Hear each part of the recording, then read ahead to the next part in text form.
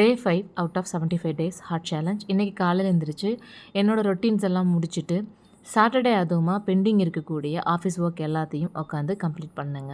காலையிலேயே நம்ம மாட்டுக்கு தண்ணி வைக்கிறது, அப்புறம் கார் கிளீனிங் கால் வந்திருந்தாங்க, எல்லா ஒர்க்கும் முடிஞ்சிருச்சு. ஸோ நான் ஃப்ரீயாக உட்காந்து என்னோடய ஆஃபீஸ் ஒர்க்கை கம்ப்ளீட் பண்ணிவிட்டு இன்றைக்கி நான் ஜிம்முக்கு கிளம்பி போயிட்டேன். டெய்லியும் ஒரே டைப் ஆஃப் ஒர்க் அவுட் நம்ம பண்ணிக்கிட்டே இருந்தாலும் மசில் ரெக்கவரி நமக்கு சரியாக இருக்காது. அப்படிங்கிறதுக்காக ஒர்க் அவுட்டில் சேஞ்சஸ் பண்ணுவோம். இன்றைக்கி லெக் ஒர்க் அவுட் தான் ஃபோக்கஸாக இருந்தாலும் கார்டியோவும் பாரில் புஷ்அப்ஸும் கான்சன்ட்ரேட் பண்ணி அதையும் ப்ராக்டிஸ் பண்ணிட்டேன். 20 reps 5 கவுண்ட் ஃப்ரீ ஸ்குவாட் பண்ணேன். அதுக்கப்புறம் லெக் ப்ரெஸ் எக்ஸசைஸ் பண்ணேன். அது கம்ப்ளீட் பண்ணதுக்கப்புறமா லெக் கர்ல் எக்ஸசைஸ், லெக் எக்ஸ்டென்ஷனும் இன்றைக்கி நான் கான்சன்ட்ரேட் பண்ணேன். ஆனால் இப்போ நான் ஃபீல் பண்ணது என்னென்னா, கண்டினியூஸாக பண்ணும்போது இருந்த எனர்ஜியை விட இப்போ எனர்ஜி ரொம்பவே லோவாக இருக்குது.